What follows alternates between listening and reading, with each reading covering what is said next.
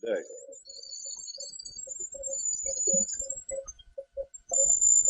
Some of the information is based upon research derived from the information that I saw.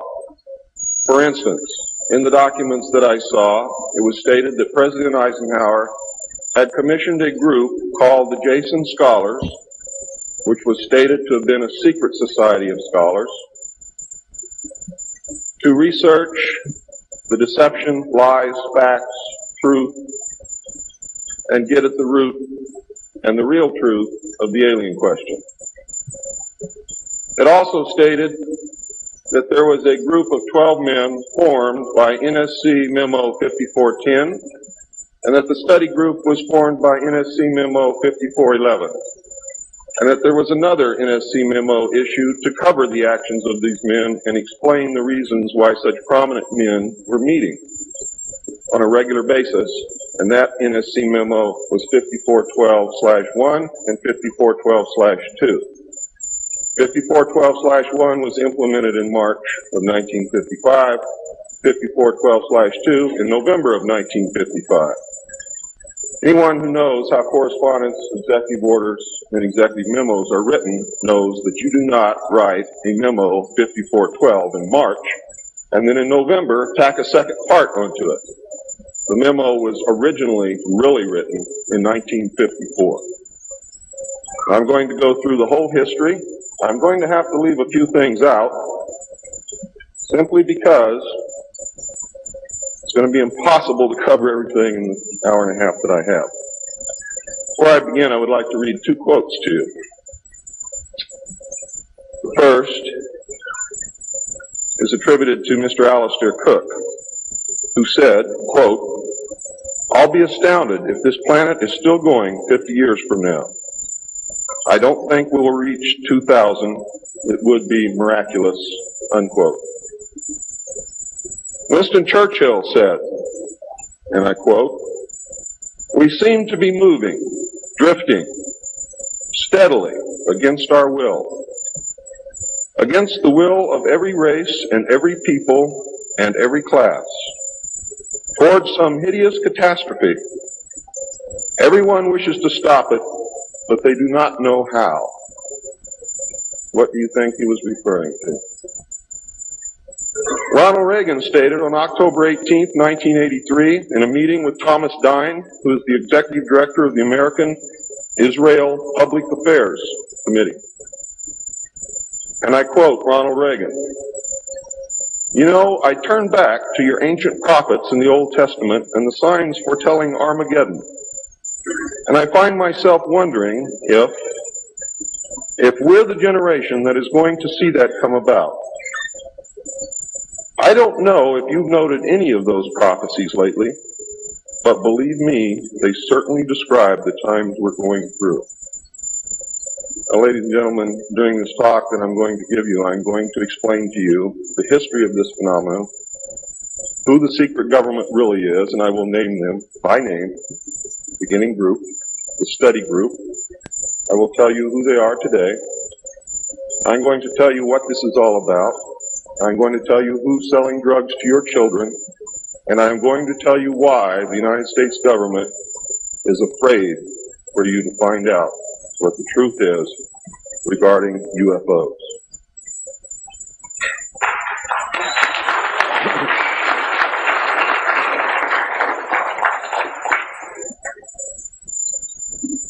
I'm going to skip over the early saucer recoveries, but there are many more than what you would expect. The early saucers, is this any better? There were many more saucer crashes and down craft than what you have realized. There were many more alien bodies recovered, and there were more live aliens recovered than what you are aware of. But that's not important. The important thing is that they occurred, not how many and not where. The important thing is that they occurred.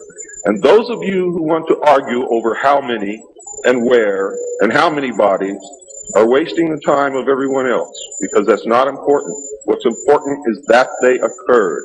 And there are two crashes that are so important that the government will go to any lengths to prevent you from finding out. And those are two crashes which occurred near the city of Aztec, New Mexico. Why? Because both of those crashed craft contained human body parts. And they are deathly afraid of a national panic.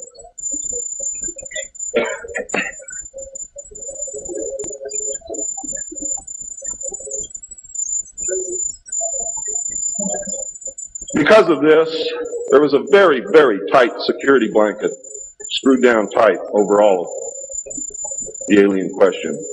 The downed craft, the fact that they were here, the technology that we were recovering. Some craft, strangely enough, were not damaged at all.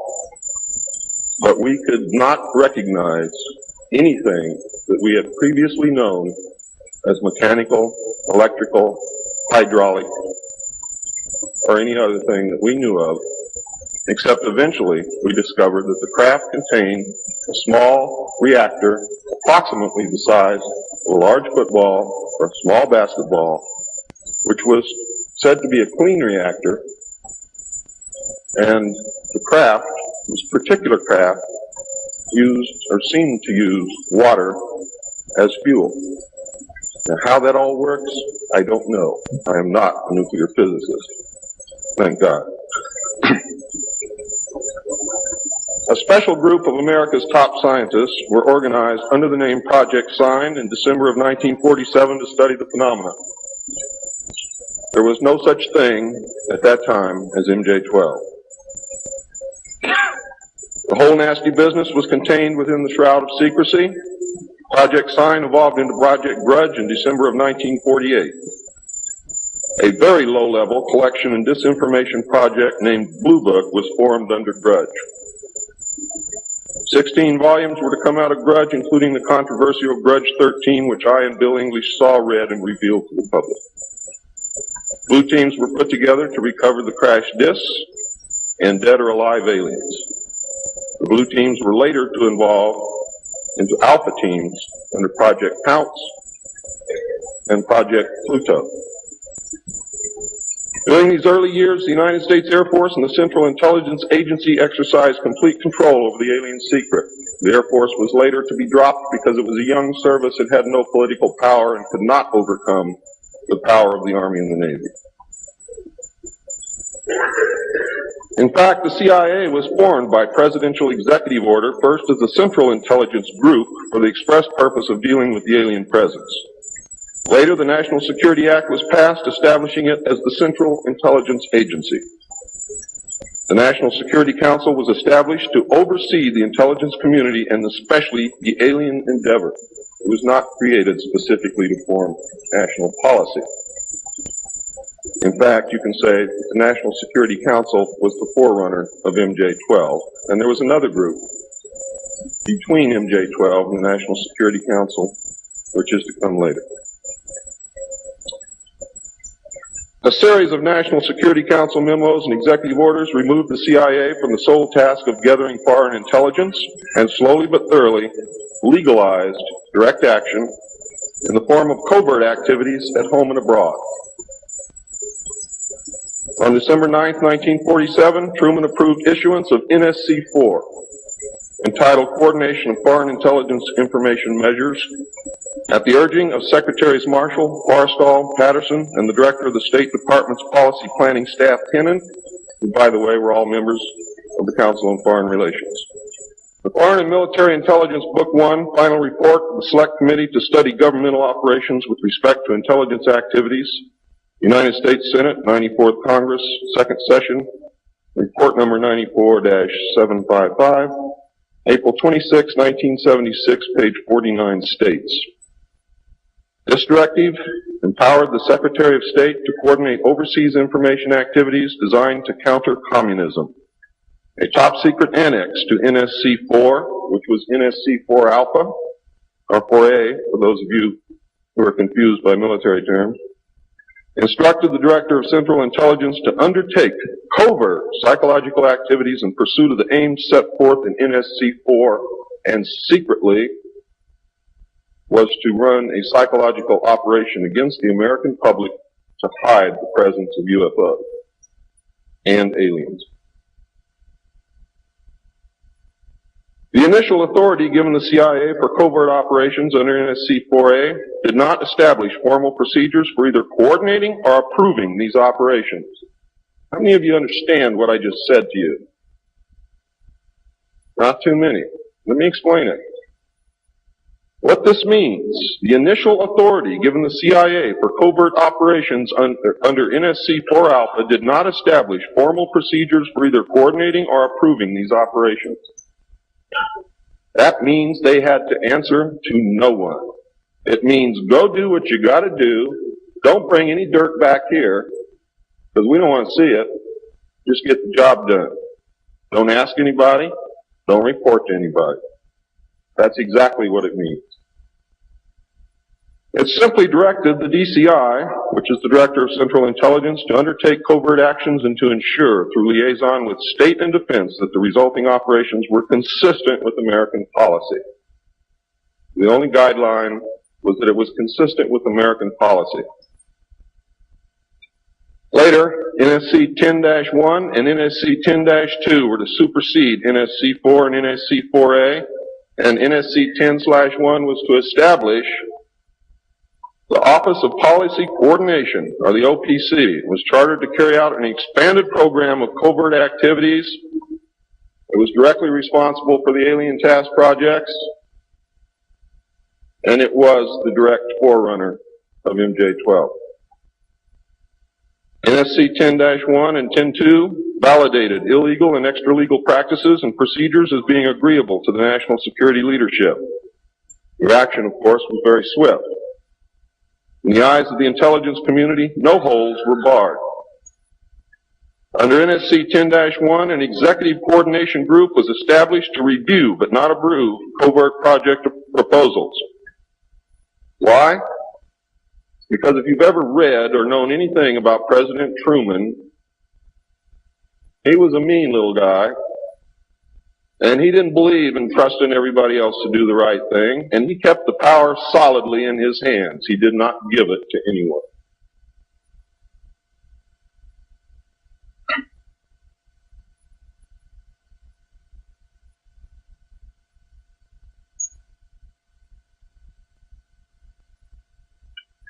The ECG was secretly tasked to coordinate the alien projects. NSC 10/1 and 2 were interpreted to mean that no one at the top wanted to know about anything until it was over and successful. These actions established a buffer between the president and the information, and it's important that you understand this because it's important later. It was intended that this buffer serve as a means for the president to deny knowledge if leaks divulged the true state of affairs. That is to prevent the collapse of the government. If the president can stand up and say, I didn't know about it, the government can survive. If the president cannot say that, then you have a very, very dangerous situation indeed.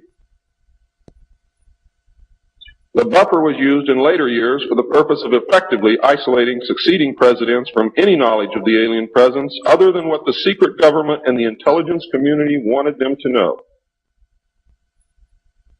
NSC 10-2 established a study panel which met secretly and was made up of the scientific minds of the day and may very well have included some of those names which are on the fraudulent document known as Majestic 12 of the Eisenhower briefing document, which is in reality a contingency plan to lead you right through the Rose Garden.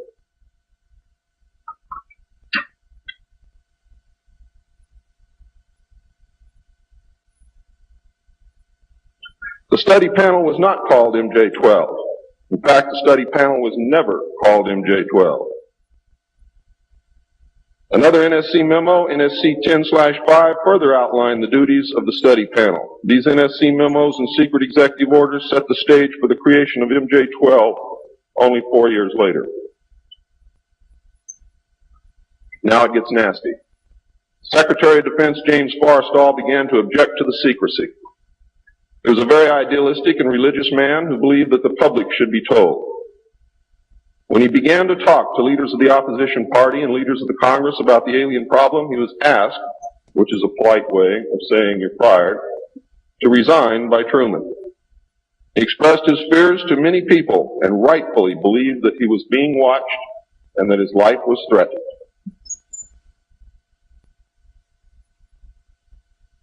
This was interpreted by those who were ignorant of the facts as paranoia, because most people had no knowledge of what was really going on. Forrestal later was said to have suffered a mental breakdown and was admitted, they say, actually he was committed to Bethesda Naval Hospital against his will. In fact, it was feared that Forrestal would begin to talk again and he had to be isolated, discredited, and shut up. Sometime in the early morning of May 22nd, 1949, agents of the CIA tied a sheet around his neck, fastened the other end to a fixture in his room, and threw James Forrestal out the window.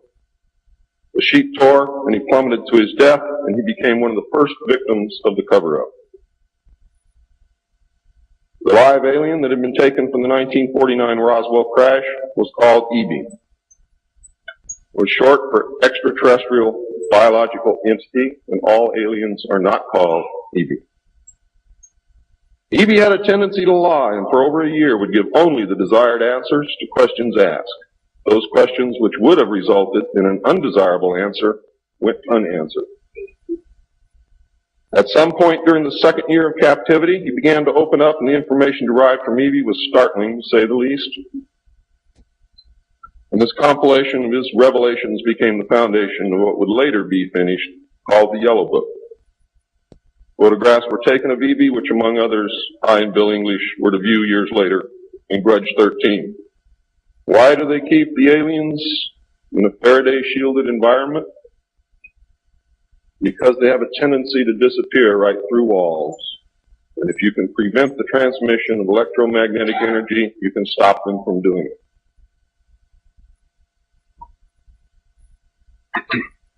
In late 1951, EB became ill. Medical personnel had been unable to determine the cause of EB's illness and had no background from which to draw. EB's system was chlorophyll-based, and he processed food into energy much the same as plants. Waste material was excreted almost exactly the same as plants. It was decided that an expert in botany was called for. A botanist, Dr. Guillermo Mendoza, was brought in to try and help him recover. Those of you who have been looking for him on medical lists will not find him there. He was a PhD in botany.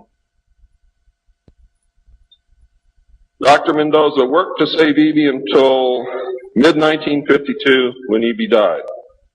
Dr. Mendoza eventually, according to the information that I read, became the expert on at least this type alien biology.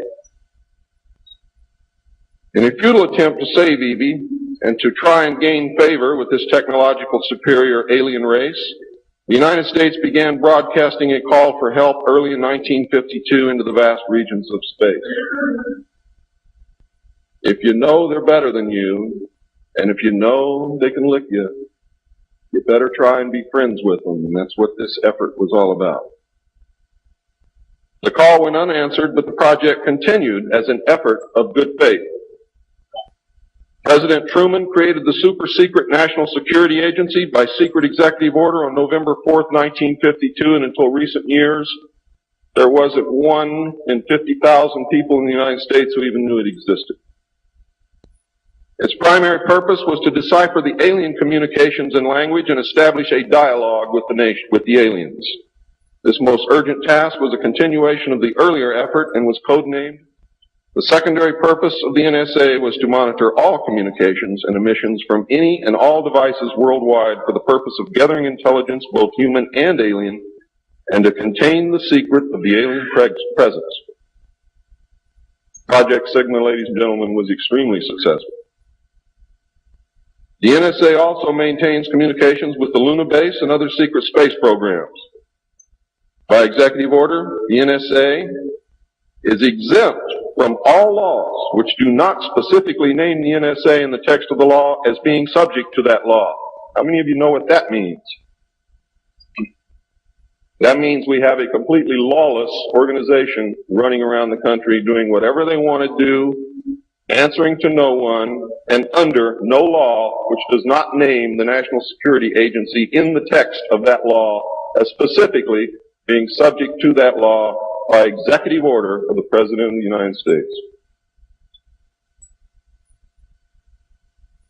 That means that if the agency is not spelled out in the text of any and every law passed by the Congress, it is not subject to that or those laws. The NSA now performs many other duties and in fact is the premier agency within the intelligence community. Today, the NSA receives 75% of the monies allotted to the intelligence community. And the old sayings, ladies and gentlemen, where the money goes, therein the power resides, is absolutely true.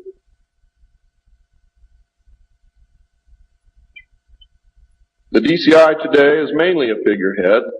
He is in charge of the CIA. The CIA does have many functions which are useful to this country and some which are deadly to us. The DCI, of course, is in charge of that agency.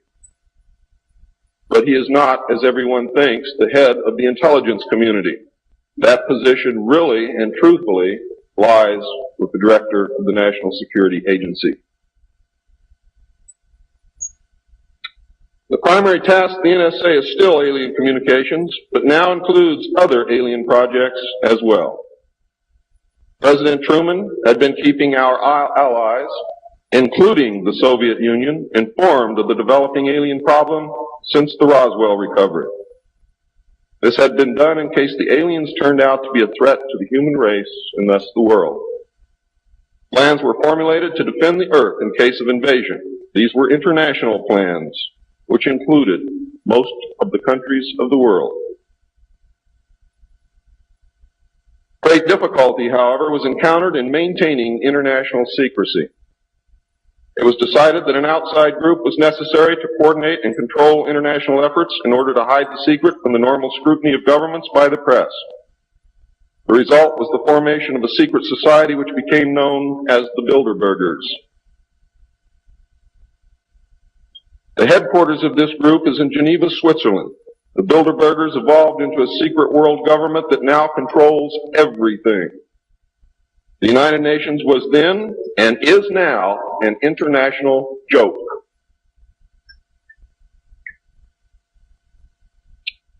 In 1953, a new president occupied the White House. He was a man used to a structured staff organization with a chain of command. His method was to delegate authority and rule by committee. He made major decisions, but only when his advisors were unable to come to consensus, and when he was in the Army, he was known as the diplomat. He was very good at what he did. He was very good at bringing people together, reaching consensus, and getting people to work for him. His normal method was to read through or listen to several alternatives and then approve one. Those who worked closely with him have stated that his favorite comment was, "Just do whatever it takes." Now here's a man very different from President Truman. He spent a lot of time on the golf course. This was not all unusual for a man who had been career Army with the ultimate position of Supreme Allied Commander during the war, a post which carried 5 stars along with it. In fact, he deserved it. This president was General of the Army Dwight David Eisenhower. During his first year in office, 1953, at least 10 more crash disks were recovered, along with 26 dead and 4 live aliens. One of the 4 live aliens died within hours of being removed from the craft. The others died approximately 3 or 4 days later. Of the 10, 4 were found in Arizona, 2 in Texas, 1 in New Mexico, 1 in Louisiana, 1 in Montana, and 1 in South Africa. There were hundreds of sightings. Why were so many craft crashing? Because the government was scared. And when they found out that the radar was downing the craft, they started aiming the radar at the craft with lock-on radar and pumped the juice through. And they brought as many down as they could.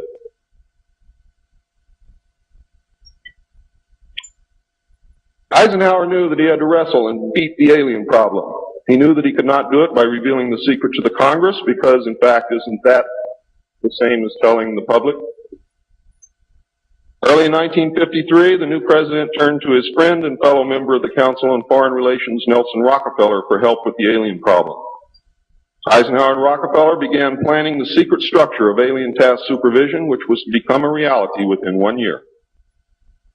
The idea for MJ-12 was thus born. It was Nelson's uncle Winthrop Aldrich who had been crucial in convincing Eisenhower to even run for president. The whole Rockefeller family, and with them the Rockefeller empire, had solidly backed Eisenhower. Asking Rockefeller for help with the alien problem was to be the biggest mistake Eisenhower ever made for the future of the United States and most probably all of humanity, as you will soon see. What he literally did with this act, ladies and gentlemen, is abdicate the presidency to a secret group. Within 1 week of Eisenhower's election, he had appointed Nelson Rockefeller chairman of a presidential advisory committee on government organization. Rockefeller was responsible for planning the reorganization of the government. New Deal programs went into one single cabinet position called the Department of Health, Education, and Welfare. When the Congress approved the new cabinet position in April of 1953, Nelson was named to the post of Undersecretary to Ovida Culp-Hobby. In 1953, also, astronomers discovered large objects in space which were moving toward the Earth, and it was first believed that they were asteroids. Now, if you know much about astronomy, you know that you can predict or project backward orbital paths of bodies in space and determine where they come from, what they're doing, where they're going, and what their orbital path really is.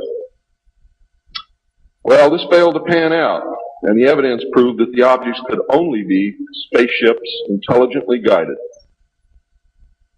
Project Sigma intercepted alien communications, and when the objects reached the Earth, they took up a very high orbit around the equator. There were several huge ships, and their actual intent was unknown. Project Sigma and a new Project Plato, through radio communications using the computer binary language, which the aliens understand very well, they're very mathematical minded, was able to arrange a landing that eventually resulted in face-to-face contact with alien beings from another planet. Project Plato was tasked with establishing diplomatic relations with this race of space aliens. But in the meantime, something else happened. In the meantime, a race of human-looking aliens contacted the United States government. Where this happened, I do not know. I wish that I did. This alien group warned us against the aliens that were orbiting the equator and offered to help us with our spiritual development. They demanded that we dismantle and destroy our nuclear weapons as the major condition. They refused to exchange technology, citing that we were spiritually unable to handle the technology which we then possessed, and has not that been true throughout our history? They believed that we would use any new technology to destroy each other, as we always have. This race stated that we were on a path of self-destruction, and we must stop killing each other, stop polluting the earth, stop raping the earth's natural resources, and learn to live in harmony with each other and with nature. These terms were met with extreme suspicion, especially the major condition of nuclear armament, disarmament, and I have to say that I could not blame them in the face of so many uncertainties and so many alien surprises staring them directly in the face. It was believed that meeting that condition would leave us helpless in the face of an obvious alien threat.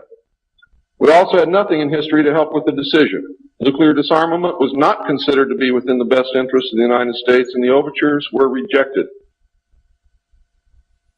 Later in 1954, the race of large-nosed gray aliens which had been orbiting the Earth landed at Holloman Air Force Base. It happened in 1954, ladies and gentlemen. If you take everything that Bob Ebenegger has ever said and subtract 10 years from it, you will be right on the money. A basic agreement was reached. An alien named Krill was left as a pledge that they would return and formalize the agreement.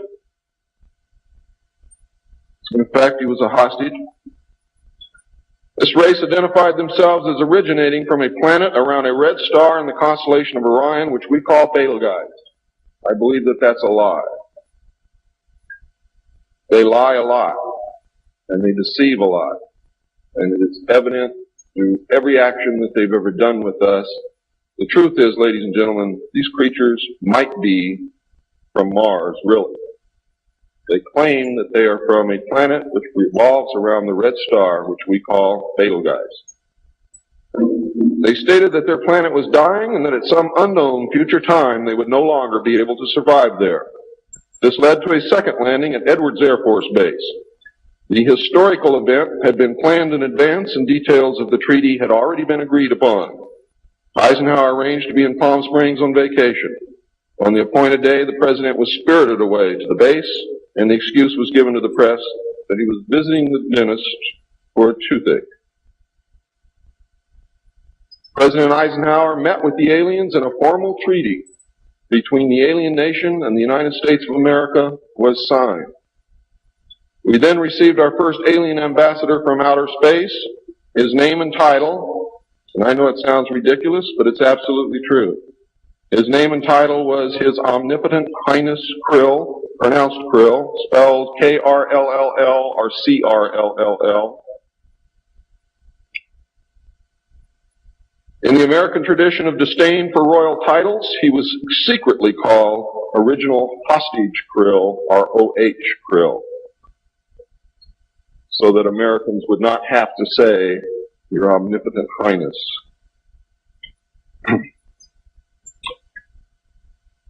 You should know that the alien flag is known as the trilateral insignia. It looks like a TP with two circles on either side of the P and one pole running straight down the middle.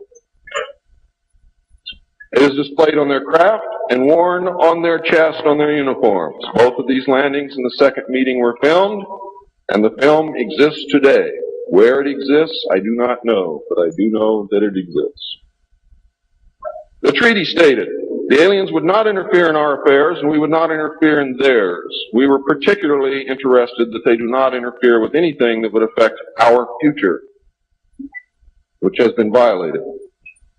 We would keep their presence on Earth a secret. They would furnish us with advanced technology and would help us in our technological development. They would not make any treaty with any other Earth nation. They could abduct humans on a limited and periodic basis for the purpose of medical examination and monitoring of our development, with the stipulation that the humans would not be harmed, would be returned to their point of abduction, that the humans would have no memory of the event, and that the alien nation would furnish MJ-12 with a list of all human contacts and abductees on a regularly scheduled basis. And this is not being done. It was agreed that each nation would receive the ambassador of the other for as long as the treaty remained in force. It was further agreed that the alien nation and the United States would exchange 16 personnel each to the other with the purpose of learning each of the other. The alien guests would remain on Earth, and the human guests would travel to the alien point of origin for a specified period of time, then return, at which point a reverse exchange would be made. I have no knowledge whatsoever of what happened to those original 16 humans who left the Earth with the aliens. It was also agreed that bases would be constructed underground for the use of the alien nation, and that 2 bases would be constructed for the joint use of the alien nation and the United States government. The base at Dulce is one, the base at S4 in the area known as Area 51 or Dreamland is the second. Exchange of technology would take place in the jointly occupied bases. These alien bases would be constructed under Indian reservations in the 4 corners of Utah, Colorado, New Mexico, and Arizona, and one would be constructed in Nevada in the area known as S4, located approximately 7 miles south of the western border of Area 51, otherwise known as Dreamland. All alien areas are under complete control of the Naval Department, and all personnel who work in these complexes receive their checks from the Navy. Construction of the bases began immediately, but progress was slow until large amounts of money were made available in 1950. Meantime, work continued on the Yellow Book with the information derived from the guests.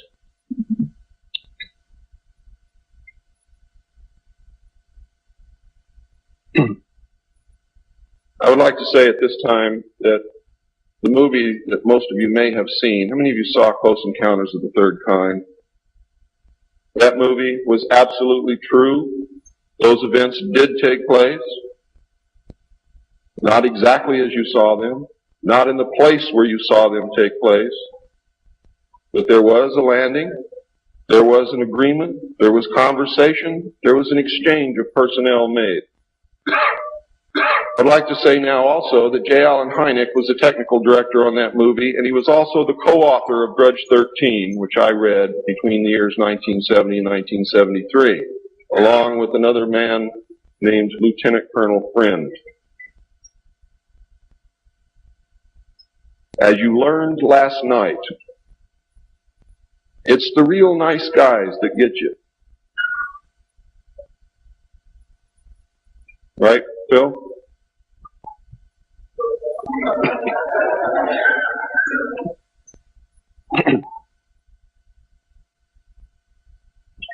Project Red Light was formed, and experimentation and test flying alien craft was begun in earnest. As I told you earlier, many of the craft we recovered were intact, appeared to have no damage whatsoever.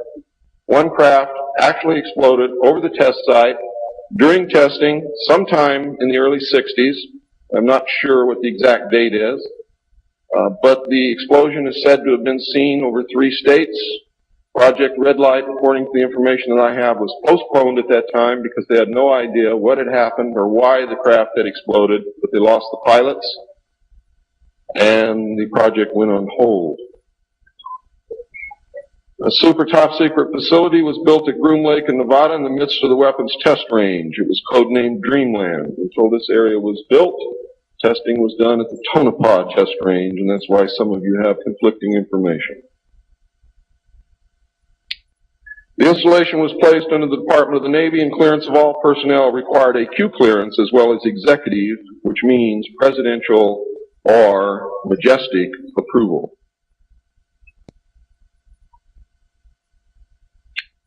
This is ironic due to the fact that the President of the United States does not have clearance to visit the site. Many of you did not know that. The President of the United States cannot enter Area 51. There are very many other areas which he cannot enter also. The alien base and exchange of technology actually took place in an area known as S4. Area S4 was codenamed the Dark Side of the Moon. The Army was tasked to form a super secret organization to furnish security for all alien task projects.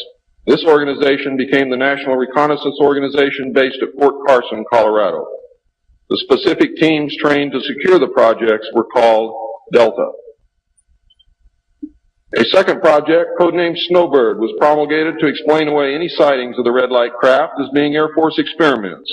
The Snowbird craft were manufactured using conventional technology and were flown for the press on several occasions, and those of you who are my age or older will remember, as children or young adults, going to the movie and seeing in the Movie-Tone newsreel the Apro car and other strange-looking saucer craft that were developed by the United States and the Canadian Armed Forces as a part of Project Snowbird. Project Snowbird was also used to debunk legitimate public sightings of alien craft, also called UFOs. Project Snowbird was very successful, and reports from the public declined steadily until recent years. But not just due to Project Snowbird. There was an intense ridicule, denial, and debunking campaign going on since the beginning. People stopped reporting what they saw. A multi-million-dollar secret fund was organized and kept by the military office of the White House. This fund was used to build over 75 deep underground facilities. Presidents who asked were told the fund was used to build deep underground shelters for the president in case of war. Only a few were built for the president. Millions of dollars were funneled through this office to MJ-12 and then out to the contractors, and was used to build top-secret alien bases as well as top-secret dumb or deep underground military bases. I think dumb is very appropriate. And the facilities promulgated by Alternative 2 throughout the nation. President Johnson used this fund to build a movie theater and pave the road on his ranch, and I believe he also used it to fix his shower. He had no idea of its true purpose, but he felt that because it was military money, it was his money. The secret White House underground construction fund was set up in 1957 by President Eisenhower. And you can forget Truman because Eisenhower has done everything that's been done to us, not intentionally, not to hurt us, in the beginning to protect us. The funding was obtained from Congress under the guise of construction and maintenance of secret sites where the president could be taken in case of military attacks, called presidential emergency sites. The sites are literally holes in the ground deep enough to withstand a nuclear blast and are outfitted with state-of-the-art communications equipment. To date, there are more than 75 sites spread around the country that I can account for, which were built using money from this fund. The Atomic Energy Commission has built at least an additional 22 underground sites, again, that I can account for. The location and everything to do with these sites were and are considered and treated as top secret. The money was and is in control of the military office of the White House and was and is laundered through a circuitous web that even the most knowledgeable spy or accountant cannot follow. As of 1980, only a few at the beginning and end of this web knew what the money was for.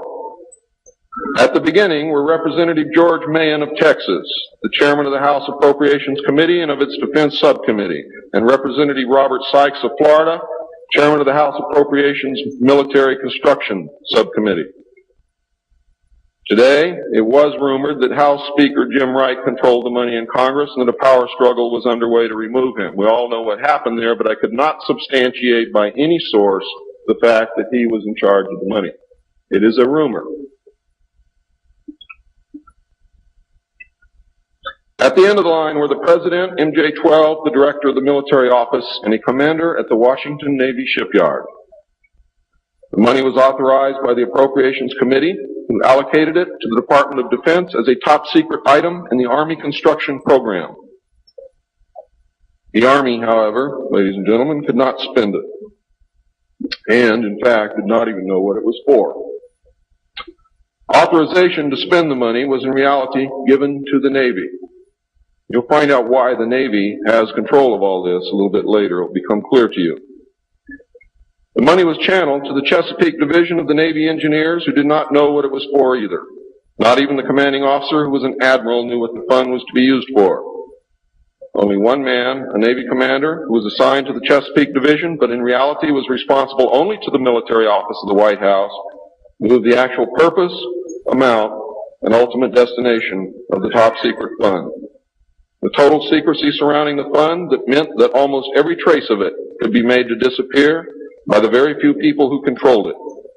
There has never been, and most probably never will, be an audit of this secret money. Large amounts of this money were transferred from the top secret fund to a location at Palm Beach, Florida that belongs to the Coast Guard called Peanut Island. The island is adjacent to property which was owned by Joseph Kennedy. The money was said to have been used for landscaping and general beautification.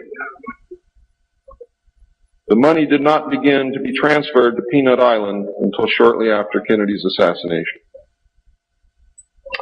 Some time ago, a TV news special on the Kennedy assassination told of a Coast Guard officer transferring money in a briefcase to a Kennedy employee across this property line. It was on television. Could this have been a secret payment to the Kennedy family for the loss of their son, John F. Kennedy? I think it was, but I can't prove it. The payments continued through the year 1967 and then stopped. The total amount transferred is unknown and the actual use of the money is unknown. Meanwhile, back at the ranch, Nelson Rockefeller changed positions again. He had been in sort of a holding position until the time was right, and now the time was right. This time he was to take C.D. Jackson's old position, which had been called the Special Assistant for Psychological Strategy. With Nelson's appointment, the name was changed to the Special Assistant for Cold War Strategy. This position would evolve over the years into the same position Henry Kissinger was ultimately to hold under President Nixon. Officially, he was to give advice and assistance in the development of increased understanding and cooperation among all peoples. Sounds very nice and innocent, doesn't it? The official description, of course, was a smokescreen. For secretly, he was the presidential coordinator for the intelligence community. In his new post, Rockefeller reported directly and only to the President. He attended meetings of the Cabinet, the Council on Foreign Economic Policy, and the National Security Council, which was the highest policy-making body in the government. Nelson Rockefeller was also given a second important job as the head of the secret unit called the Planning Coordination Group, which was formed under NSC 5412/1 in March of 1955. However, the memo was written in 1954 at the same time that NSC 5410 and NSC 5411 were written. It was not used until it was needed. The group consisted of different ad hoc members depending upon the subject on the agenda. The basic members were Rockefeller, a representative of the Department of Defense, a representative of the Department of State, and the Director of Central Intelligence. It was soon called the 5412 Committee or the Special Group. NSC 5412/1 established the rule, for the first time, established the rule that covert operations were subject to approval by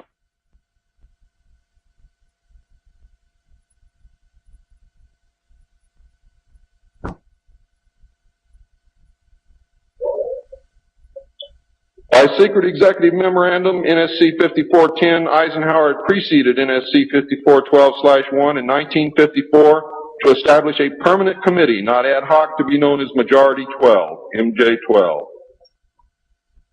to oversee and conduct all covert activities concerned with the alien question. NSC 5412/1 was created to explain the purpose of these meetings when Congress and the press became curious as to why such important and prominent men were meeting on a regular basis. Majority 12 was made up of Nelson Rockefeller, the Director of Central Intelligence, Allen Welsh Dulles, the Secretary of State, John Foster Dulles, the Secretary of Defense, Charles E. Wilson, the Chairman of the Joint Chiefs of Staff, Admiral Arthur W. Radford, and that's why the Navy got everything, because the first Chairman of the Joint Chiefs of Staff who served on MJ12 was Navy. If it had been an Army general, the Army would have had it. The Director of the Federal Bureau of Investigation, J. Edgar Hoover, and that should answer a lot of questions for you, and 6 men from the Executive Committee of the Council on Foreign Relations known as the Wise Men. These men were all members of a secret society of scholars that called themselves the Jason Society. I see you smiling, Bill. Thought I didn't know it, didn't you? Fool you. Are the Jason Scholars who recruited their members from the Skull and Bones and the Scroll and Key societies of Harvard and Yale. And that was stated verbatim in Operation Majority. The Wise Men were key members of the Council on Foreign Relations. There were 12 members, including the first 6 from government positions, thus Majority 12. This group was made up over the years of the top officers and directors of the Council on Foreign Relations and later the Trilateral Commission. Gordon Dean, George Bush, and Zbigniew Brzezinski were among them. The most important, however, and influential of the Wise Men who served on MJ12 were John McCloy, Robert Lovett, Averell Harriman, Charles Bolin, George Kennan, and Dean Acheson. Their policies were to last well into the decade of the 70s, and it is significant that President Eisenhower, as well as the first 6 MJ12 members from the government, were also members of the Council on Foreign Relations. Thorough researchers will soon discover that not all of the Wise Men attended Harvard or Yale, and not all of them were chosen for Skull and Bones or Scroll and Key membership during their college years. You'll be able to quickly clear up this mystery by obtaining the book The Wise Men by Walter Isaacson and Evan Thomas, Simon & Schuster, New York. And under illustration number 9 in the center of the book, you will find the caption, "Lovett with the Yale Unit," above far right and on the beach. His initiation into Skull and Bones came at an airbase near Dunkirk. I have found that members were chosen on an ongoing basis by invitation based upon merit, post-college, and was not confined to only Harvard or Yale attendees. It also had something to do with how much money your family had, unless you were a military officer. A chosen few were later initiated into the Jason Society. They are all members of the Council on Foreign Relations, and at that time were known as the Eastern Establishment. This should give you a clue to the far-reaching and serious nature of these most secret college societies. The Jason Society is alive and well today, but now includes members of the Trilateral Commission as well. The Trilateralists existed secretly several years before 1973 because I saw the name of the Trilateral Commission in the documents in 1971. The name of the Trilateral Commission was taken from the alien flag known as the Trilateral Insignia. And that should give you some clue as to how much trouble you're in. Majority 12 was to survive right up to the present day. Under Eisenhower and Kennedy, it was erroneously called the 5412 Committee, or more correctly, the Special Group. In the Johnson administration, it became the 303 Committee, named after the room that they met in at the White House when they met at the White House. Because the name 5412 had been compromised in the book The Secret Government. Actually, it was not compromised. It was intentionally leaked to explain the purpose of the meeting of these men, so that no one would go looking for NSC 5410 and NSC 5411. And I wish you all luck. I hope that you're able to dig it out.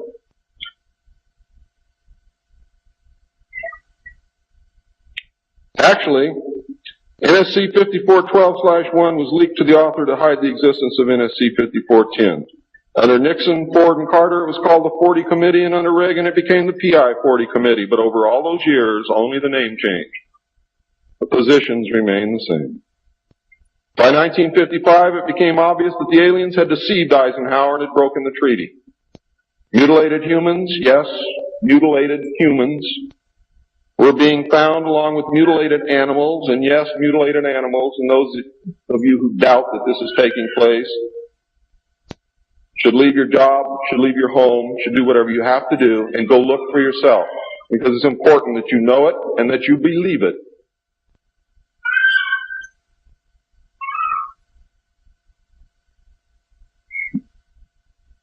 These things were being found all across the United States. It was suspected that the aliens were not submitting a complete list of human contacts and abductees to MJ-12, and it was suspected that not all abductees had been returned, and this has been verified. The Soviet Union was suspected of interacting with them, and this proved also to be true. It was learned that the aliens had been and were then manipulating masses of people through secret societies, witchcraft, magic, the occult, and religion. After several Air Force combat air engagements with alien craft, it also became apparent that our weapons were no match against theirs. In November of 1955, NSC 5412/2 was issued, establishing a study committee to explore all factors which are involved in the making and implementing of foreign policy in the nuclear age. This, again, was only a blanket of snow that covered the real subject of study, which was the alien question. For, in fact, 5412/2 had, as I told you earlier, been written in 1954, when NSC 5410 and 5411 was written, and 5411, by secret executive memorandum, in 1954, the study group was commissioned to examine all the facts, evidence, lies, and deception and discover the truth of the alien question. NSC 54/2 was only a cover that had become necessary when the press began inquiring as to the purpose of regular meetings of such important men. When the press asked Gordon Dean, somewhere near the end of 1954, why they were meeting and what they were studying, Gordon Dean says, "As of yet, we have no direction. But we're working on it." It then became necessary to find a direction and find a reason for these meetings, and that's exactly what they did. The first meetings began in 1954 and were called the Quantico meetings because they met at the Quantico Marine Base.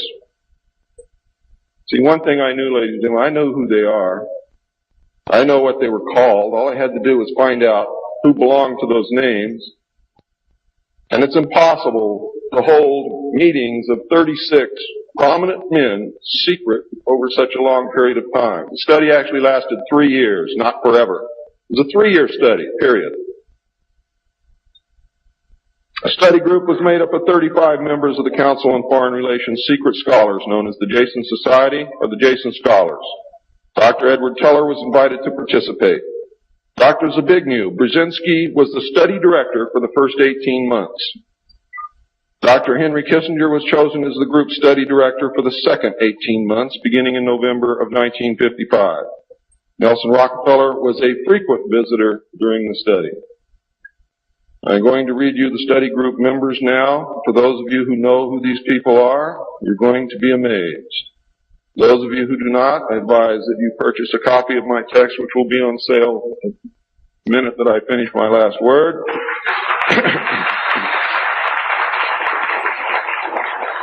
And research everything that I'm telling you, and your own research will tell you that I am telling you the truth, and I don't have to do that. You see, I'm a witness. I'm not a ufologist, and I'm not by profession a researcher. I'm doing this because I want the Constitution put back where it belongs.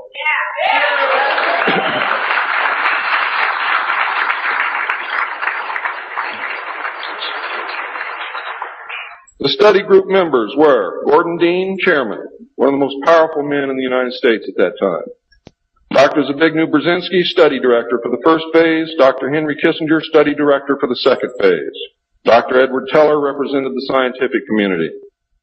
Major General Richard C. Lindsay, Anson W. Baldwin, Lloyd B. Berkner, Frank C. Nash, Paul H. Nitze, Charles P. Noyes, Frank Pace Jr., James A. Perkins, John K. Price, David Rockefeller, Oscar M. Rubhausen, Lieutenant General James M. Gavin, Carl P. Haskins, James T. Hill Jr., Joseph E. Johnson, Mervyn J. Kelly, Frank Altschul, Hamilton Fish Armstrong, Major General James McCormick Jr., Robert R. Bowie, McGeorge Bundy, William A. M. Burden, John C. Campbell, Thomas K. Findletter, George S. Franklin Jr., I. Rabbi, Roswell L. Gilpatrick, N. E. Hallaby, General Walter Bedell Smith, called Beadle, Henry DeWolf Smythe, Shields Warren, Carol L. Wilson, and Arnold Wolfers. Now, these aren't bad guys. They were a study group. And the first MJ-12 was not made up of bad guys. They were made up of concerned Americans. What happened later became bad. The yanking of power away from the president, the formation of a secret government, the sale of drugs to the American people, etc., etc., etc. And I'm going to cover most of those things before I'm finished. It's about time. The second phase meetings were also held at the Marine base at Quantico, Virginia, and the group became known as Quantico II. Nelson Rockefeller built a retreat somewhere in Maryland, which could only be reached by air for MJ-12 and the study committee, so that they could meet away from public scrutiny. He donated the land, he built the facilities. Say hello for me, Phil.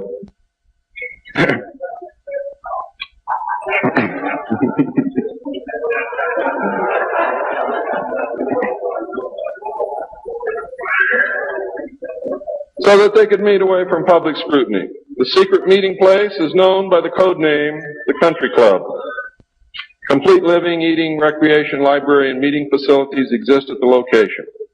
The study group was publicly closed in the later months of 1956, and Henry Kissinger published what was officially termed the results in 1957 as Nuclear Weapons and Foreign Policy by Henry A. Kissinger, published for the Council on Foreign Relations by Harper & Brothers, New York. In truth, the manuscript had already been 80% written while Kissinger was at Harvard.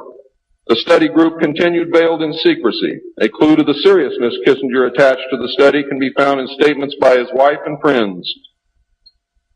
Many of them stated that Henry would leave home early each morning and return late each night without speaking to anyone or responding to anyone.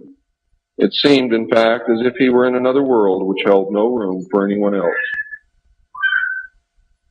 Now, when they say that he would not speak to anyone or respond to anyone, they meant it literally. I find these statements very revealing. The revelations of the alien presence and actions during the study must have been a great shock. I know I would have been shocked. Henry Kissinger was definitely out of character during the time surrounding these meetings, as he is normally described as being a gentleman, very charming, and most people who meet him like him very much. Henry Kissinger would never again be affected in this manner, no matter the seriousness of any subsequent event. On many occasions, he would work very late into the night after having already put in a full day. Coupled with his not speaking, this behavior eventually led to his divorce. A major finding of the alien study was that the public could not be told, as it was believed that this would most certainly lead to economic collapse of the religious structure, and national panic, which would lead into anarchy.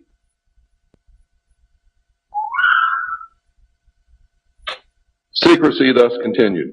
An offshoot of this finding was that if the public could not be told, then the Congress could not be told. Thus, funding for the projects and research would have to come from outside the government. There's some things beginning to fall into place. Without aliens, you cannot make sense of anything else that's been happening for the 44 years. You put the aliens in the middle of this stuff and you've got all the answers, every one of them. In the meantime, money was to be obtained from the military budget and from CIA confidential non-appropriated funds. Another major finding was the aliens were using humans and animals for a source of glandular secretions, enzymes, hormonal secretions, blood, and in horrible genetic experiments. The aliens explained these actions as necessary to their survival. What I'm going to tell you now is very sad if it's true, because I am unable to weed through the lies and deception and really find the truth. All I know is what they told us. They stated that their genetic structure had deteriorated and that they were no longer able to reproduce. They stated that if they were unable to improve their genetic structure, their race would soon cease to exist. We looked upon their explanations with extreme suspicion. Since our weapons were literally useless against the aliens, MJ-12 decided to continue friendly diplomatic relations with them until such time as we were able to develop a technology which would then enable us to challenge them on a military basis. Overtures would have to be made to the Soviet Union and other nations to join forces for the survival of humanity. In the meantime, plans were developed to research and construct two weapon systems using conventional and nuclear technology, which would hopefully bring us to parity. The results of the research were projects Joshua and Excalibur. Joshua was a weapon captured from the Germans, which at that time was capable of shattering 4-inch thick armor plate at a range of 2 miles using low-frequency aimed sound waves. And it was believed that this weapon would be effective against the alien craft and beam weapons.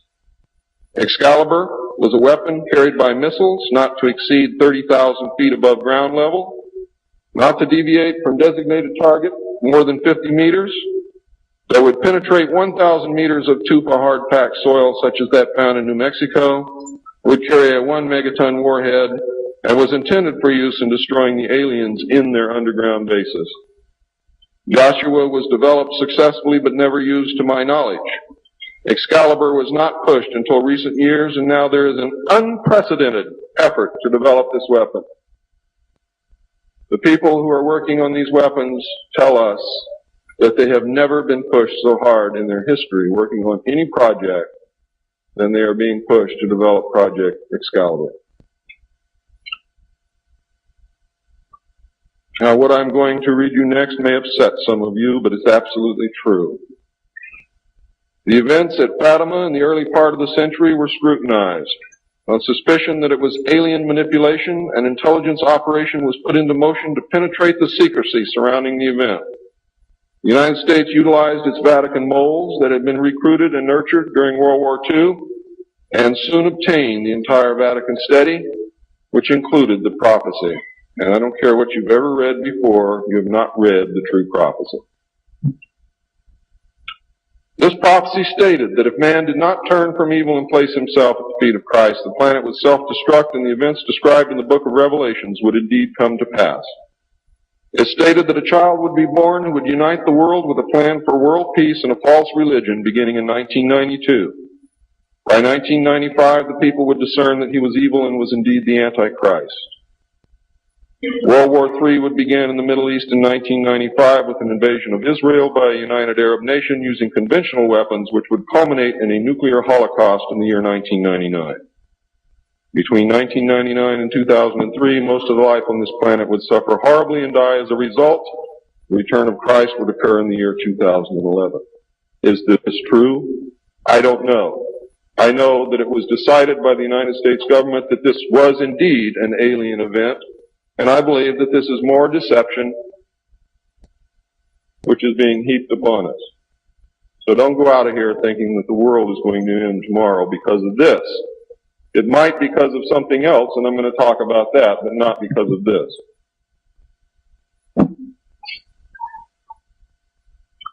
When the aliens were confronted with this finding, they confirmed that it was true. The aliens explained that they had created us through hybridization and had manipulated the human race through religion, Satanism, witchcraft, magic, the occult, secret societies, etc. They further explained that they were capable of time travel and the events would indeed come to pass. Later exploitation of alien technology by the United States and the Soviet Union utilizing time travel confirmed that indeed something bad was going to happen.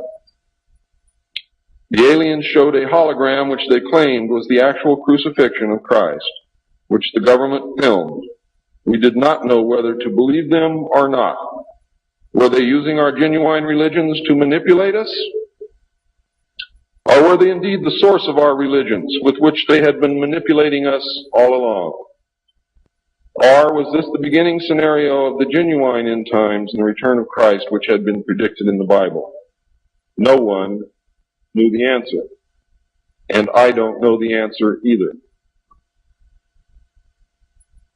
A symposium was held in 1957, which was attended by some of the great scientific minds then living. It was held in Huntsville, Alabama. They reached the conclusion that by or shortly after the year 2000, the planet would self-destruct due to increased population and man's exploitation of the environment without any help from God or the aliens. By secret executive order of President Eisenhower, the Jason scholars were ordered to study this scenario and make recommendations from their findings. This was done. The Jason Society confirmed the finding of the scientists and made 3 recommendations called Alternatives 1, 2, and 3. Alternative 1 was to use nuclear devices to blast holes in the stratosphere from which the heat and pollution could escape into space. Change the human cultures from that of exploitation into cultures of environmental protection. Of the 3, this was decided to be the least likely to succeed due to the inherent nature of man and the additional damage the nuclear explosions would themselves create. Alternative 2 was to build a vast network of underground cities and tunnels in which a select representation of all cultures and occupations would survive and carry on the human race. The rest of humanity would be left to fend for themselves on the surface of the planet. Alternative 3 was to exploit the alien and conventional technology in order for a select few to leave the earth and establish colonies in outer space. I am not able to either confirm or deny the existence of batch consignments of human slaves which would be used for the manual labor in the effort as a part of the plan. The moon, codenamed Adam, would be the object of primary interest, followed by the planet Mars, codenamed Eve. As a delaying action, all 3 alternatives included birth control, sterilization, forced if necessary, and the introduction of deadly microbes to control or slow the growth of the Earth's population. AIDS is only one result of these plans. There are others. It was decided, since the population must be reduced and controlled, that it would be in the best interest of the human race to rid ourselves of the undesirable elements of our society. The joint U.S. and Soviet leadership dismissed Alternative 1, but ordered work to begin on Alternative 2 and 3 virtually at the same time. Those of you in the state of Washington who report hearing machinery underground are probably correct. In 1959, the RAND Corporation hosted a deep underground construction symposium. I have a copy of this symposium report, which I'm not supposed to have. Nevertheless, I have it, approximately this thick. In the symposium report, machines are pictured and described which could bore a tunnel 45 feet in diameter at the rate of 5 feet per hour in 1959. Just think what they can do now. It also displays pictures of huge tunnels and underground vaults containing what appear to be complex facilities and possibly even cities. It appears that the previous 5 years of all-out underground construction had made very significant progress by that time. The ruling powers decided that one means of funding the alien-connected and other black projects was to corner the illegal drug market.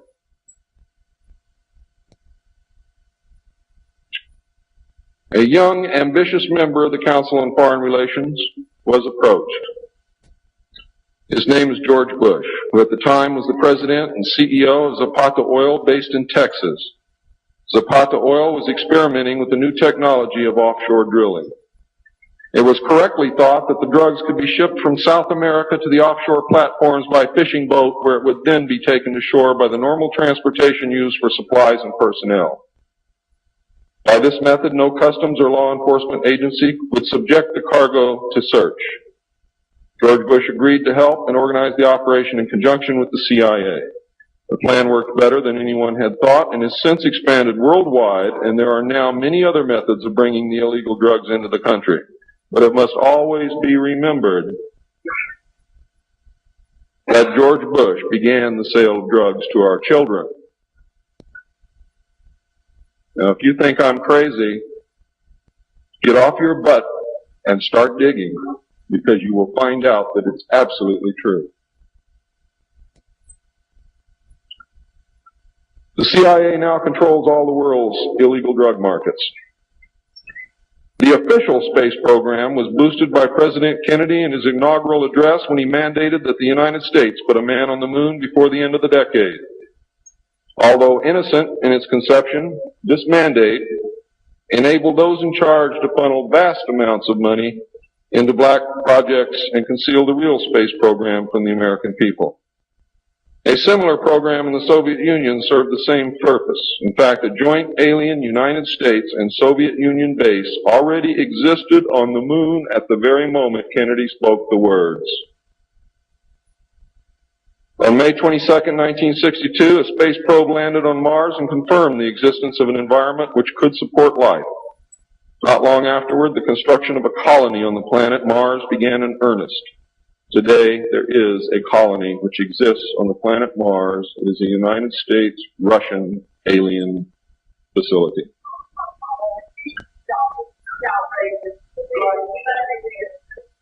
If you believe it's outrageous, stick around a few years.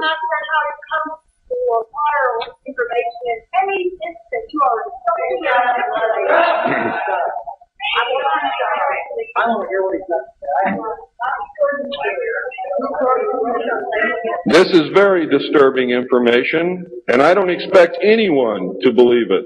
I don't expect one of you to believe what I'm telling you. And I knew that when I came here. I'm not one of you. I'm not a ufologist. I'm not a researcher. I have an obligation to inform the public, and once that's done, I've done my job. From then on, it's up to you, not me.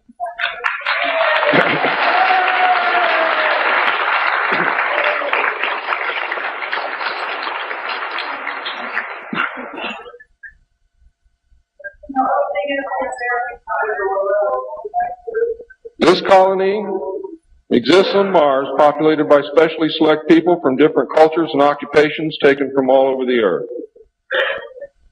A public charade of antagonism between the Soviet Union and the United States has been maintained over all these years in order to fund projects in the name of national defense when in fact we are the closest allies. At some point, President Kennedy discovered portions of the truth concerning the drugs and the aliens. He issued an ultimatum in 1963 to MJ-12. President Kennedy assured them that if they did not clean up the drug problem, he would. He informed MJ-12 that he intended to reveal the presence of aliens to the American people within the following year and ordered a plan developed to implement his decision. President Kennedy was not a member of the Council on Foreign Relations and knew nothing of Alternative 2 or Alternative 3 that I can find out. Internationally, the operations were supervised by an executive committee known as the Policy Committee. In the United States, they were supervised by MJ-12 and in the Soviet Union by its sister organization. President Kennedy's decision, of course, struck fear into these people. His assassination was ordered by the Policy Committee, and the order was carried out by agents of MJ-12 in Dallas. President John F. Kennedy was murdered by the Secret Service agent who drove his car in the motorcade, and the act is plainly visible in the film. It was stated in the documents that I saw. The assassin's name is William Greer. Watch the driver and not Kennedy when you view the film, when you can find a film that even shows it. All of the witnesses who were close enough to the car to see William Greer shoot Kennedy were themselves all murdered within 2 years of the event. That's fact. The Warren Commission was a farce, and Council on Foreign Relations members made up the majority of its panel. They succeeded in snowing the American people, and they hid the truth. And many other patriots who have attempted to reveal the alien secret have also been murdered throughout the intervening years. And that is why I've been so careful about the information that I released, because it was so important that I get here today to be able to tell you the truth, and what happens after me, after today, is of no consequence whatsoever. But what you do is. During the era of the United States' initial space exploration and the moon landings, every launch was accompanied by alien craft. A moon base dubbed Luna was sighted and filmed by the Apollo astronauts. Domes, spires, tall round structures which look like silos, huge T-shaped mining vehicles which left stitch-like tracks in the lunar surface, and extremely large as well as small alien craft appear in the photographs. It is, in fact, a joint United States, Russian, and alien base. The space program is a farce and an unbelievable waste of money. Alternative 3 is a reality, and it is not at all science fiction. Most of the Apollo astronauts were severely shaken by this experience, and their lives and subsequent statements reflect the depths of the revelation and the effect of the muzzle order which followed. They were ordered to remain silent or to suffer the extreme penalty, death, which was termed an expediency. One astronaut actually did talk to the British producers of the TV expose Alternative 3, confirming many of the allegations. However, I do not know who it was. In the book, Alternative 3, the pseudonym Bob Groden was used in place of the astronaut's identity. It's also stated that he committed suicide in 1978. This cannot be validated by any source, and I believe that several so-called facts in the book are really disinformation. However, I can assure you that Alternative 3 is real. I firmly believe that this disinformation is a result of pressure put upon the authors and is meant to nullify the effect upon the populace of the British TV expose entitled Alternative 3. The headquarters of the international conspiracy is in Geneva, Switzerland. The ruling body is made up of representatives of the governments involved as well as the executive members of the group known as the Bilderbergers. Meetings are held by the Policy Committee when necessary on a nuclear submarine beneath the polar ice cap. The secrecy is such that this was the only method which could ensure that the meetings could not be bugged and is the only place where they discuss their most secret matters.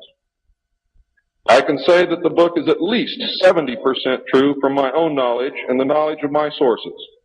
I believe that the disinformation was an attempt to compromise the British TV expose with information which could be proven false, just as the Eisenhower briefing document was released here in the United States under the contingency plan Majestic 12, and which can also be proven false.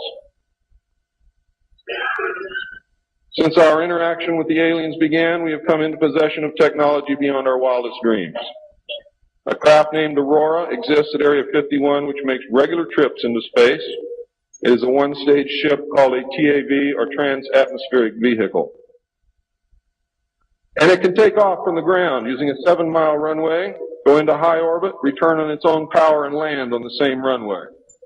We currently have and fly atomic-powered alien craft at Area S4 in Nevada. Our pilots have made interplanetary voyages in these craft and have been to the Moon, Mars, and other planets aboard these craft. There's a group of pilots at the base who wear a patch, which has a little alien peeking over the bottom. It has, I think, 3 or 4 letters at the top. I forget what they are, but John Lear knows what they are. There is a picture of Saturn and a picture of Mars in the photograph. And in the background, there are 7 stars, which are strangely shaped just like the stars in the Pleiades group. What that means, I don't know. We have been lied to about the true nature of the Moon, the planets Mars and Venus, and the real state of technology that we possess today at this very moment. There are areas in the Moon where plant life grows and even changes color with the seasons. And this seasonal effect is because the Moon does not, as claimed, always present the exact same side to the Earth or the Sun. There is an area that wobbles in and out of darkness on a seasonal basis, and it is near this area that the plant life grows. The Moon does have a few man-made lakes and ponds upon its surface, and clouds have been observed and filmed in its atmosphere. Many of you remember the period of time, several years, when almost every reported alien craft that was reported landed was on or near water and appeared to be pumping water into the craft. Many of you remember that? Quite a few. The water went to the Moon, ladies and gentlemen, to change the moons. And it is working.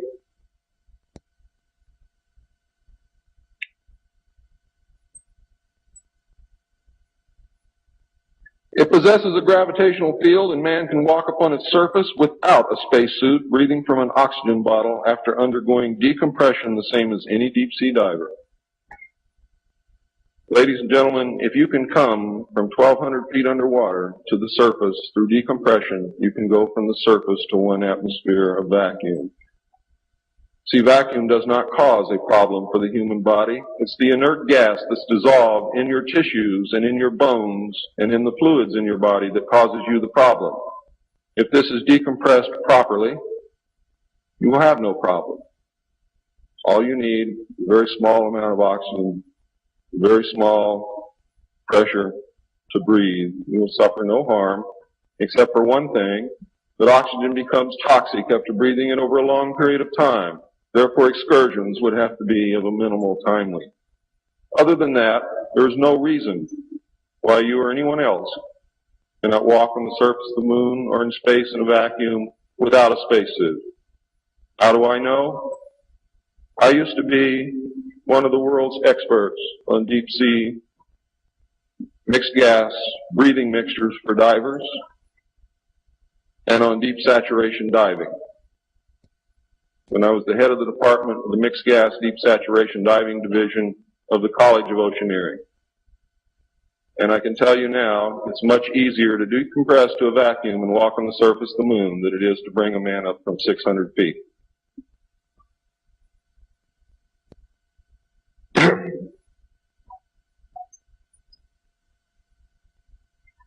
I have seen the photographs, and some of them were actually published in a book called We Discovered Alien Bases on the Moon by Fred Steckling. However, all the photographs are not there, but there are some very good ones. I would advise you to buy the book. I would advise you to look at the photographs, get the NASA number, and send for them. I doubt that you can still get them, but at one time you could. In 1969, a confrontation broke out between the human scientists and the aliens at the Dulce Underground Lab. The aliens took many of our scientists hostage. Delta forces were sent in to free them, but were no match against the alien weapons. 66 of our people were killed during this action. As a result, we withdrew from all joint projects for at least 2 years. A reconciliation eventually took place, and once again we began to interact. As far as I know, today we are interacting with the aliens. Now,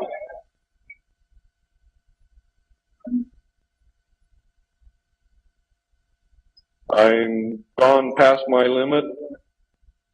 I'm not going to infringe upon the other speakers. The text of my speech will be on sale outside. I only have one message to give you. I don't care what you think of me. I don't care what you call me. I do care what you do with this information because it is important to our survival as a species. It's important to our planet. It is important for the world.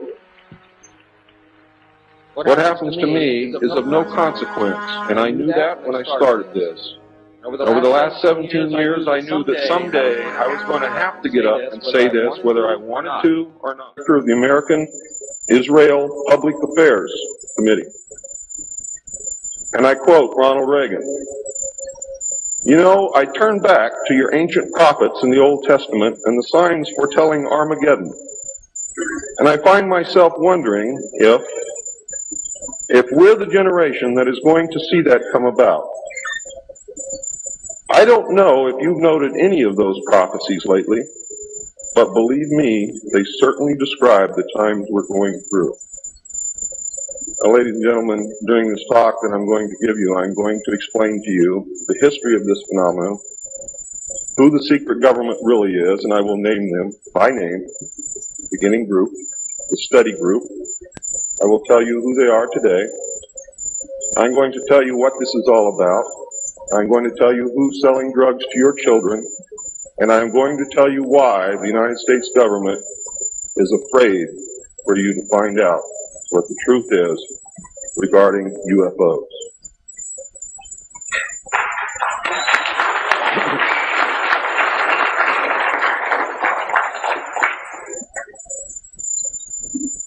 I'm going to skip over the early saucer recoveries, but there are many more than what you would expect. The early saucers,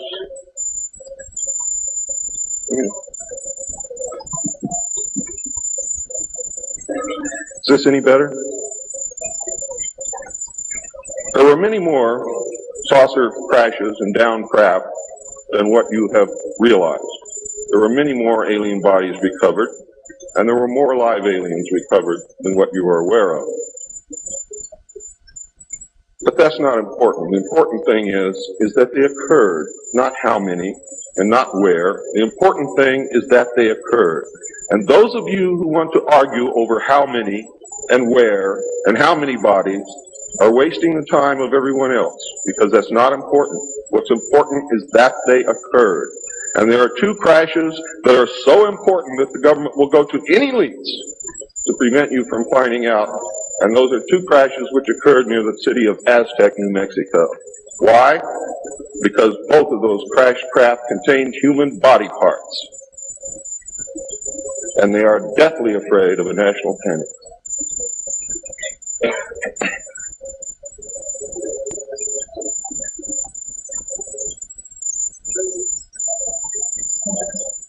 Because of this, there was a very, very tight security blanket screwed down tight over all of the alien question. The downed craft, the fact that they were here, the technology that we were recovering. Some craft, strangely enough, were not damaged at all.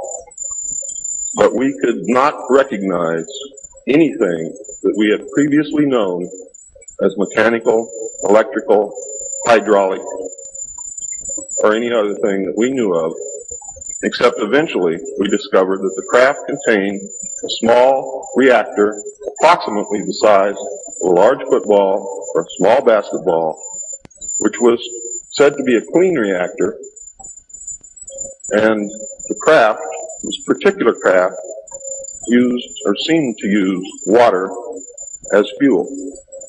Now, how that all works, I don't know. I am not a nuclear physicist. Thank God. A special group of America's top scientists were organized under the name Project Sign in December of 1947 to study the phenomena. There was no such thing at that time as MJ-12. The whole nasty business was contained within the shroud of secrecy. Project Sign evolved into Project Grudge in December of 1948.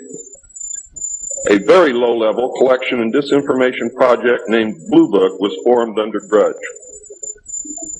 16 volumes were to come out of Grudge, including the controversial Grudge 13, which I and Bill English saw, read, and revealed to the public.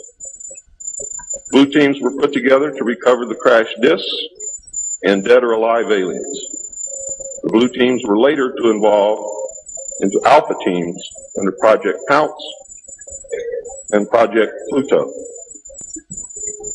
During these early years, the United States Air Force and the Central Intelligence Agency exercised complete control over the alien secret. The Air Force was later to be dropped because it was a young service that had no political power and could not overcome the power of the Army and the Navy. In fact, the CIA was formed by presidential executive order, first as a Central Intelligence Group for the express purpose of dealing with the alien presence. Later, the National Security Act was passed, establishing it as the Central Intelligence Agency. The National Security Council was established to oversee the intelligence community and especially the alien endeavor. It was not created specifically to form national policy. In fact, you can say the National Security Council was the forerunner of MJ-12, and there was another group between MJ-12 and the National Security Council, which is to come later.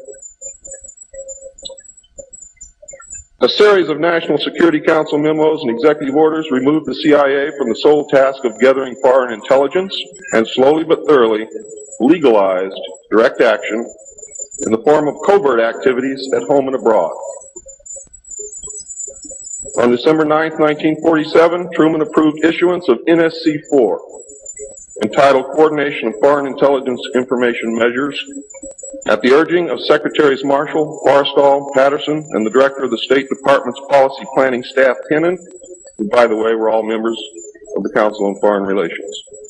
The Foreign and Military Intelligence Book 1, Final Report of the Select Committee to Study Governmental Operations with Respect to Intelligence Activities, United States Senate, 94th Congress, Second Session, Report number 94-755, April 26, 1976, page 49 states. This directive empowered the Secretary of State to coordinate overseas information activities designed to counter communism. A top-secret annex to NSC-4, which was NSC-4 Alpha, or 4A, for those of you who are confused by military terms, instructed the Director of Central Intelligence to undertake covert psychological activities in pursuit of the aims set forth in NSC-4, and secretly was to run a psychological operation against the American public to hide the presence of UFOs and aliens. The initial authority given the CIA for covert operations under NSC-4A did not establish formal procedures for either coordinating or approving these operations. How many of you understand what I just said to you? Not too many. Let me explain it. What this means, the initial authority given the CIA for covert operations under NSC-4 Alpha did not establish formal procedures for either coordinating or approving these operations. That means they had to answer to no one. It means go do what you got to do. Don't bring any dirt back here because we don't want to see it. Just get the job done. Don't ask anybody. Don't report to anybody. That's exactly what it means.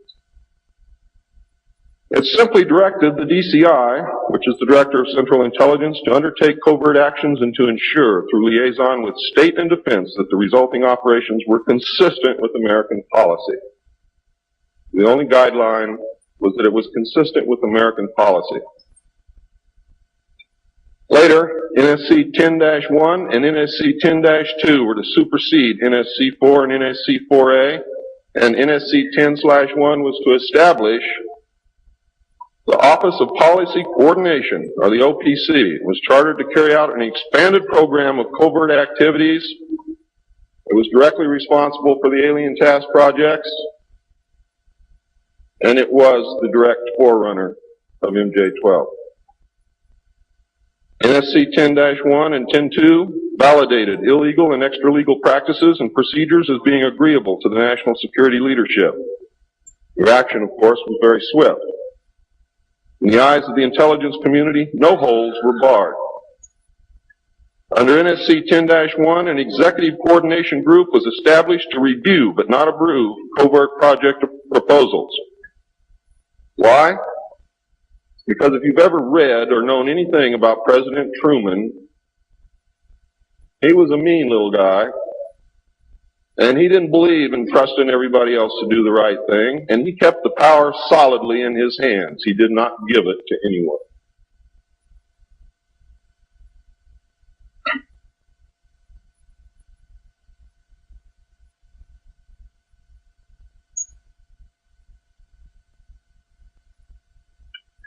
The ECG was secretly tasked to coordinate the alien projects. NSC 10-1 and 2 were interpreted to mean that no one at the top wanted to know about anything until it was over and successful. These actions established a buffer between the president and the information, and it's important that you understand this because it's important later. It was intended that this buffer serve as a means for the president to deny knowledge if leaks divulged the true state of affairs. That is to prevent the collapse of the government. If the president can stand up and say, I didn't know about it, the government can survive. If the president cannot say that, then you have a very, very dangerous situation indeed. The buffer was used in later years for the purpose of effectively isolating succeeding presidents from any knowledge of the alien presence other than what the secret government and the intelligence community wanted them to know. NSC 10-2 established a study panel which met secretly and was made up of the scientific minds of the day and may very well have included some of those names which are on the fraudulent document known as Majestic 12 of the Eisenhower briefing document, which is in reality a contingency plan to lead you right through the Rose Garden.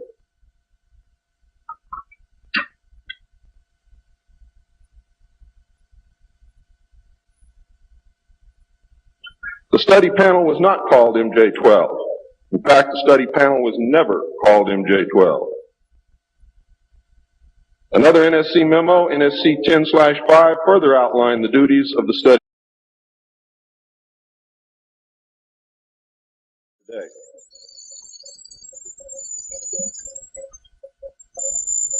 Some of the information is based upon research derived from the information that I saw. For instance, in the documents that I saw, it was stated that President Eisenhower had commissioned a group called the Jason Scholars, which was stated to have been a secret society of scholars, to research the deception, lies, facts, truth, and get at the root and the real truth of the alien question. It also stated that there was a group of 12 men formed by NSC Memo 5410, and that the study group was formed by NSC Memo 5411, and that there was another NSC memo issued to cover the actions of these men and explain the reasons why such prominent men were meeting on a regular basis, and that NSC memo was 5412/1 and 5412/2. 5412/1 was implemented in March of 1955, 5412/2 in November of 1955. Anyone who knows how correspondence, executive orders, and executive memos are written knows that you do not write a memo 5412 in March and then in November tack a second part onto it. The memo was originally really written in 1954. I'm going to go through the whole history. I'm going to have to leave a few things out simply because it's going to be impossible to cover everything in the hour and a half that I have. Before I begin, I would like to read two quotes to you. The first is attributed to Mr. Alistair Cook, who said, quote, "I'll be astounded if this planet is still going 50 years from now. I don't think we will reach 2000. It would be miraculous," unquote. Winston Churchill said, and I quote, "We seem to be moving, drifting, steadily against our will. against the will of every race and every people and every class, towards some hideous catastrophe. Everyone wishes to stop it, but they do not know how. What do you think he was referring to? Ronald Reagan stated on October 18, 1983, in a meeting with Thomas Dine, who is the executive director